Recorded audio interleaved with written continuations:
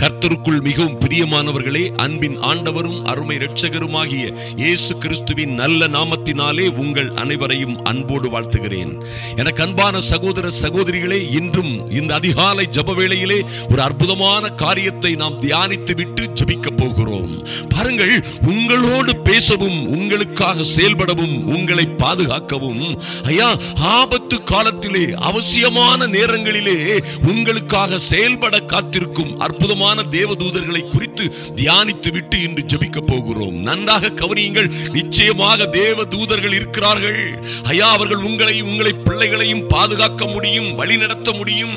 உங்கள் கால்கள் மாத்திரமல்ல, உங்கள் பிள்ளைகளுடைய கால்கள் கூட கல்லிலே இடறிவிடாதபடி அவர்கள் உள்ளங்கையிலே உங்களை ஏந்தி கொண்டு போகும்படியாய் கர்த்தர் அவர்களுக்கு கட்டளையிடுவார். அப்படியாய் ரட்சிப்பை சுதந்தரித்துக் கொள்ள போகிறவர்களுக்கு விடுதலையை, ரட்சிப்பை, சுகத்தை, ஆரோக்கியத்தை, தேவ கிருபையை சுதந்தரித்துக் கொள்ள போகிறவர்களுக்கு பணிவிடை செய்கிற பணிவிடை ஆவிகளாய் இருக்கிறார்கள் இந்த பரிசுத்த தூதர்கள்.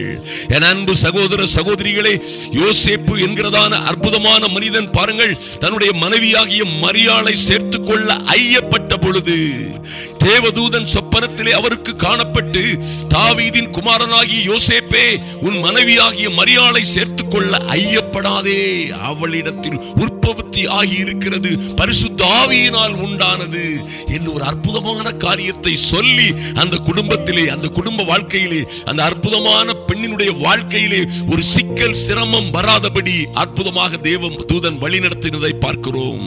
இன்னும் பாருங்கள், நிச்சயமாக யோசேப்பு நித்திரை தெளிந்து எழுந்து கர்த்தருடைய தூதன் தனக்கு கட்டளையிட்டபடியே தன் மனைவியை சேர்த்துக் கொண்டான் என்று மத்தேயு 1:24 பார்க்கிறோம். இன்னுமாக அன்பு தேவ பிள்ளைகளே, பாருங்கள், மத்தேயு 2:13 இப்படியாக சொல்லப்பட்டிருக்கிறது.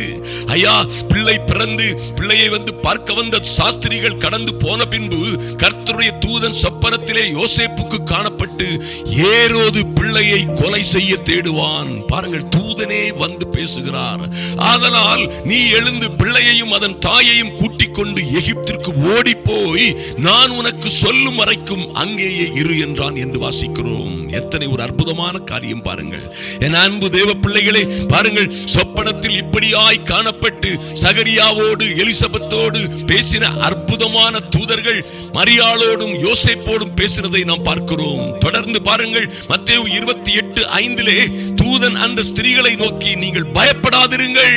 ஐயா, அந்த கல்லறை அருகே காத்திருந்த, இயேசுவை அடக்கம் பண்ணிய கல்லறை அருகே காத்திருந்த அந்த ஸ்திரீகளை நோக்கி அற்புதமான வார்த்தையை சொல்லுகிறார்கள் தேவதூதர்கள். சிலுவையில் அறையப்பட்ட இயேசுவை தேடுகிறீர்கள் என்று அறிவோம், அவர் இங்கே இல்லை என்று அவரை குறித்த காரியத்தை அந்த அற்புதமான மகதலேனா மரியாள் மற்றும் உடனிருந்த பெண்களுக்கு அற்புதமாக தேவதூதர்கள் வழி நடத்தியதை நாம் பார்க்கிறோம். அன்பு தேவ பிள்ளைகளே, நிச்சயமாய் இந்த தூதர்கள் உங்களுக்காக பேச முடியும்.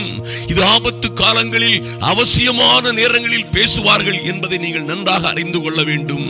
பாருங்கள், இன்னும் லூக்கா 1:28 சொல்லப்பட்டிருக்கிறது, இந்த தூதன் வந்து பிரவேசித்து, கிருபை பெற்றவளை வாழ்க, கர்த்தர் உன்னுடனே இருக்கிறார், ஸ்திரீகளுக்குள்ளே நீ ஆசீர்வதிக்கப்பட்டவள். ஓ மைட்டி காட், பாருங்க எவ்வளவு அற்புதமான காரியங்களை அறிவிக்கிறார்கள். பாருங்கள், தேவதூதன் அவளை நோக்கி, மரியாளே பயப்படாதே, நீ தேவனிடத்தில் கிருபை பெற்றாய். ஒரு நண்பர்கள் பேசுகிறது போல, நம்மை காப்பாற்றுகிறவர்கள், நம்மை ஆதரிக்கிறவர்கள் வந்து நின்று பேசுகிறது போல அற்புதமாக தேவதூதன் பேசியதை நாம் இங்கே வேதத்திலே அற்புதமாக காணலாம். என் அன்பு தேவ பிள்ளைகளே, நிச்சயமாய் இன்னும் பாருங்கள், தேவதூதன் அவனுக்கு பிரயோத்திரமாக, நான் தேவ சந்நிதியில் நிற்கிற காபிரியேல் என்பவன் உன்னுடனே பேசவும் உனக்கு இந்த நற்செய்தியை அறிவிக்கும்படி அனுப்பப்பட்டு வந்தேன். ஓ மைட்டி காட், ஹல்லேலூயா. இப்படியாய் தேவதூதர்கள் பேச முடியும் என்று நம்புங்கள். உங்கள் பிள்ளைகளையும் உங்களையும் அவர்கள் பாதுகாக்க முடியும். எந்த சூழ்நிலையிலும், எந்த அவசியமான சூழ்நிலைகளிலும் நிச்சயமாய் உங்கள் கால்கள் இடராதபடி அவர்கள் பாதுகாத்துக் கொள்ளுவார்கள். ஐயா, கர்த்தர் தமக்கு பயந்தவர்களை கர்த்தருடைய தூதர்கள் சூழ பாளையம் இறங்கி அவர்களை பாதுகாப்பார்கள் என்று வேதத்திலே சொல்லப்பட்டிருக்கிறது. என் அருமையான தேவ பிள்ளைகளே, நிச்சயமாய் நீங்கள் நம்ப வேண்டும், இந்த தூதர்கள் அவர்கள் உங்களுக்காக என்ன செய்ய முடியும்? உங்களுக்காகவும் உங்கள் பிள்ளைகளுக்காகவும் நிச்சயமாய் அவர்கள் வழி நடத்த முடியும். பாதுகாப்பு அரணாய் நிற்க முடியும். எந்த இடத்திலே நீங்கள் தவறி போகாதபடி உங்களை பாதுகாக்க அவர்கள் பணிவிடை ஆவிகளாய் இருக்கிறார்கள். ஐயா, அப்போஸ்தலர் 11ஆம் அதிகாரத்திலே நிச்சயமாக தேவதூதன் கொர்நேலியுவை பார்த்து அற்புதமான வார்த்தைகளை சொல்லுகிறார். என் அன்பு தேவ பிள்ளைகளை, கொர்நேலியுவோடு அற்புதமாக பேசிய அதே தூதன் பேதுருவோடு பேசி பாருங்கள், அவர்களுக்குள்ளே ஒரு இணைப்பை உண்டு பண்ணுகிறார். இன்னும் அப்போஸ்தலர் 12:7 பார்த்தீர்களேயானால், அப்பொழுது கர்த்தருடைய தூதன் அங்கே வந்து நின்றான். எங்கே என்று கேட்டீர்களே ஆனால், பேதுருவை சிறைச்சாலையிலே அவர்கள் சங்கிலிகளினால் கட்டி வகுப்புக்கு 4 பாதுகாவலர்களை போட்டு ராணுவ வீரர்கள் அவர்களை பாதுகாத்துக் கொண்டிருக்கிறார்கள். ஐயா, அந்த ராத்திரி வேளையிலே 4 வகுப்பு பாதுகாவலையும் தாண்டி அங்கே தேவ தூதன் வந்து நின்றான். அறையிலே வெளிச்சம் பிரகாசித்தது. அவன் பேதுருவை விலாவிலே தட்டி சீக்கிரமாய் எழுந்திரு என்று அவனை எழுப்பினான். அவனுடைய சங்கிலிகள் அவன் கையில் இருந்து விழுந்தது. தூதன் அவனை நோக்கி, உன் அறையை கட்டிக்கொண்டு உன் பாதரட்சைகளை தொடுத்துக்கொள் என்றான். அவன் அந்தபடியே செய்தான். தூதன் பின்னும் அவனை நோக்கி, உன் வஸ்திரங்களை போர்த்துக் கொண்டு என் பின்னே வா. Oh mighty God! பாருங்கள், அவர்கள் 1ஆம் காவலையும் 2ஆம் காவலையும் கடந்து நகரத்திற்கு போகிற இருப்பு கதவண்டையிலே வந்த பொழுது அது தானாய் அவர்களுக்கு திறவுண்டது. அதன் வழியாய் அவர்கள் புறப்பட்டு ஒரு வீதி நெடுக நடந்து போனார்கள். தூதன் அவர்களை விட்டு போய்விட்டான் என்று பார்க்கிறோம். என் அன்பு சகோதர சகோதரிகளே, நிச்சயமாய் இந்த அற்புதமான தேவதூதர்கள் உங்களை நடத்த முடியும், உங்கள் பிள்ளைகளை நடத்த முடியும். விசுவாசியுங்கள். இவர் உங்களுக்காக பணி செய்கிற பரிசுத்த ஆவியினால் அனுப்பப்படுகிற, தேவனால் அனுப்பப்படுகிற பணிவிடை ஆவிகளாய் இருக்கிறார்கள். இவர்கள் ஒரு நாளும் உங்களை கைவிட மாட்டார்கள். என் அன்பு தேவ பிள்ளைகளே, நீங்கள் அவருக்கு, கர்த்தருக்கு பயந்தவர்களாய் காணப்படும் பொழுது நிச்சயமாய் உங்களை எந்த சிக்கல்கள், சிரமங்கள், மகா கொடிதான ஆபத்துகளிலே எந்த வழியிலும் உங்களுக்கு தப்பிச் செல்ல இடமே இல்லை, வழியே இல்லை என்கிறதான சூழ்நிலையிலே இந்த தூதர்கள் காணப்படுவது நிச்சயம். ஐயா, சாதாரண நேரங்களில் தூதர்களை பார்க்க முடியவில்லையே அல்லது தூதர்களோடு பேச முடியவில்லையே என்று கவலைப்படாதிருங்கள். நீங்கள் கண்டாலும் சரி, காணாவிட்டாலும் சரி, நீங்கள் உணர்ந்தாலும் சரி, உணராவிட்டாலும் சரி, நிச்சயமாய் உங்களை பாதுகாக்கும்படி, உங்கள் பிள்ளைகளை பாதுகாக்கும்படி கர்த்தரே தம்முடைய தூதர்களுக்கு கட்டளையிடுவார் என்று வேதத்திலே சொல்லப்பட்டிருக்கிறது. ஆதலினால் தைரியமாயிருங்கள். அல்லேலூயா. அப்போஸ்தலர் 5:19 வாசித்தீர்களே ஆனால், அங்கே அப்போஸ்தலர்களை பிடித்து பொதுவான சிறையிலே அடைத்து வைத்திருக்கிறார்கள். ஆனால் கர்த்தருடைய தூதன் ராத்திரியிலே சிறைச்சாலையின் கதவுகளை திறந்து அவர்களை வெளியே கொண்டு வந்தான் என்று வாசிக்கிறோம்.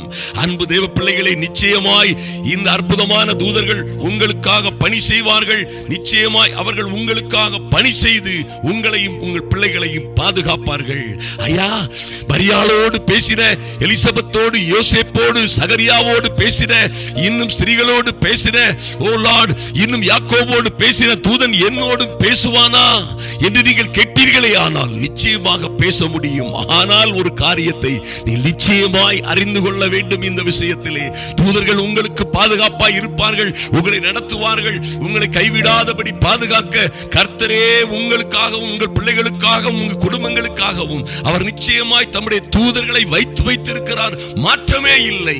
ஆனால் மரியாளோடும், யோசேப்போடும், எலிசபெத்தோடும், சகரியாவோடும், இன்னும் அந்த ஸ்திரீகளோடும் எப்பொழுதும் என்றென்றைக்கும் தூதர்கள் பேசிக் கொண்டிருக்கவில்லை.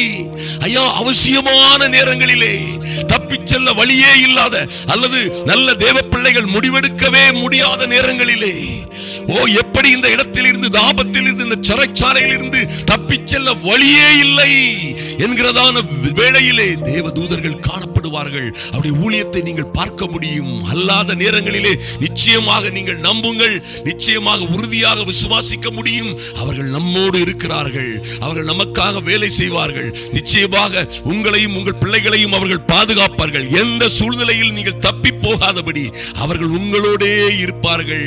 நீங்கள் ஆசீர்வதிக்கப்பட்டவர்களாய் இருப்பீர்கள். அன்பு தேவ பிள்ளைகளே, நிச்சயமாக இந்த தூதர்கள் உங்களுக்காக வழக்காடவும் யுத்தம் செய்யவும் உங்களை நடத்தவும் முடியும்.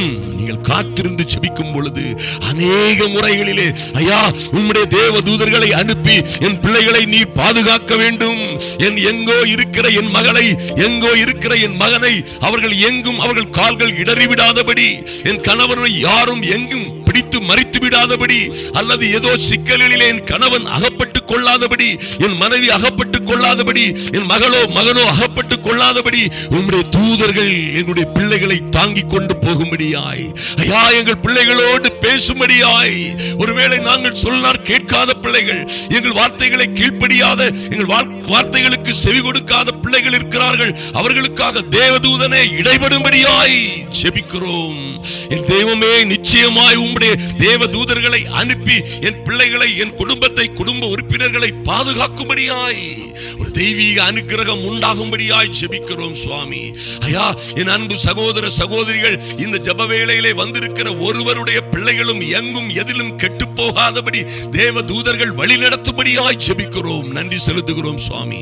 இவர்களுக்கு வரவேண்டிய நல்ல காரியங்களை தடுக்கிற, இவர்களுக்கு வரவேண்டிய நன்மைகளை தடுக்கவும் கெடுக்கவும் போராடுகிற இவர்களையும் இவர்கள் பிள்ளைகளையும் பிடித்துக் கொண்டு போக வல்லுரு போன்று அலைந்து கொண்டிருக்கிற, சிங்கம் போல் அலைந்து கொண்டிருக்கிற எல்லா பொல்லாத சத்துருகளின் அந்தகார வல்லமைகளிலும் இருந்து இவர்களை விடுவிக்கும்படியாய், சிறைப்பட்டிருக்கிற எங்கள் பிள்ளைகளை விடுவிக்கும்படியாய் கர்த்தருடைய பரிசுத்த தூதர்கள் இறங்கும்படியாய் ஜெபிக்கிறோம் இயேசுவின் நாமத்தினாலே. எல்லா அந்தகார சக்திகளும் வேறறுக்கும்படியாய் தேவ பட்டயத்தை, பரிசுத்த ஆவியின் பட்டயத்தோடு பட்டயம் ஏந்திய தூதர்கள் எங்களையும் எங்கள் பிள்ளைகளையும் பாதுகாக்க சூழ நின்று பாதுகாக்கும்படியாய் ஜெபிக்கிறோம். தகப்பனே நன்றி செலுத்துகிறோம் சுவாமி. நன்றியோடு உம்மை நோக்கி பார்க்கிறோம் சுவாமி. உதவியே இல்லாத, தப்பிச் செல்ல வழியே இல்லாத, சிறைப்பட்ட அனுபவம் போன்று காணப்படுகிற பிள்ளைகளோடு என் தேவதூதர்கள் இறங்கி வேலை செய்யும்படியாய், பாதுகாக்கும்படியாய் ஜெபிக்கிறோம். முடிவெடுக்கவே முடியாத சூழ்நிலையில் இருக்கிற பிள்ளைகளுக்கு முடிவெடுக்கிற ஞானத்தை, புத்தியை, விவேகத்தை கொடுக்கும்படியாய், நிதர்சனமாய் தேவதூதர்கள் இறங்குகிறதையும் ஏறுகிறதையும், பரலோகத்தில் இருந்து ஏறுகிறதையும் இறங்குகிறதையும் இவர்கள் காணும்படியாய் ஜெபிக்கிறோம் சுவாமி. நன்றி செலுத்துகிறோம் அப்பா. மரியாளை பார்த்து பயப்படாதே என்று சொன்ன தேவதூதன், ஆமென், அது போன்ற நல்ல காபிரியல் போன்ற நற்செய்திகளை கொண்டு வருகிற தூதர்கள் கடந்து வருவார்களாக. லார்ட் நன்றி செலுத்துகிறோம் சுவாமி. மிகாவேல் போன்ற அற்புதமான தூதர்கள், பாதுகாக்கிற தூதர்கள் உம்முடைய பிள்ளைகளை பாதுகாக்கும்படியாய், இவர்களை சூழ பாளையம் இறங்கி இவர்களையும் இவர்கள் பிள்ளைகளையும் பாதுகாக்கும்படியாய் ஜெபிக்கிறோம். எல்லா தடைகளும் உடைக்கப்படுவதாக, இவர்கள் வாழ்ந்து வளர்ந்து சிறந்திருக்கும்படியாய் என் இயேசு கிறிஸ்துவின் நாமத்தினாலே பரிசுத்த ஆவியின் அனுக்கிரகம் இவர்களோடு இருக்கும்படியாய், என்றென்றும் எங்களுடனே இருக்கிற பரிசுத்த ஆவியாகிய தேற்றவாளனே உம்முடைய பிள்ளைகளை நடத்தும்படியாய் ஜெபிக்கிறோம். ஒரு தெய்வீக அனுக்கிரகம், கிருபையும் சமாதானமும் சூழ்ந்து கொள்ளட்டும். அன்பின் ஆண்டவரும் அருமை இரட்சகருமாகிய இயேசு கிறிஸ்துவின் நல்ல நாமத்தினாலே ஜெபிக்கிறோம் எங்கள் பரலோக பிதாவே. ஆமென், ஆமென். என் அன்பு சகோதர சகோதரிகளே, நிச்சயமாய் நம்புங்கள், உங்களை சுற்றிலும் உங்களுக்காக, உங்கள் பிள்ளைகளுக்காக தேவதூதர்கள் இருக்கிறார்கள். உங்கள் கட்டளைகளுக்கு அவர்கள் கீழ்ப்படிவார்கள். தேவனுடைய நாமத்தின் நிமித்தம், இயேசுவின் நாமத்தின் நிமித்தம் நீங்கள் வேண்டிக் கொள்ளுவதை செயல்படுத்த அவர்கள் வாஞ்சையாய் ஆவலாய் காத்திருக்கிறார்கள் என்பதிலே சந்தேகம் இல்லை. சப்ஸ்கிரைப் பண்ணாதவர்கள் நிச்சயமாய் இந்த சேனலை சப்ஸ்கிரைப் பண்ணுங்க, லைக் பண்ணுங்க, ஷேர் பண்ணுங்க, கமெண்ட் பண்ணுங்க. கர்த்தர் உங்களை ஆசீர்வதிப்பாராக.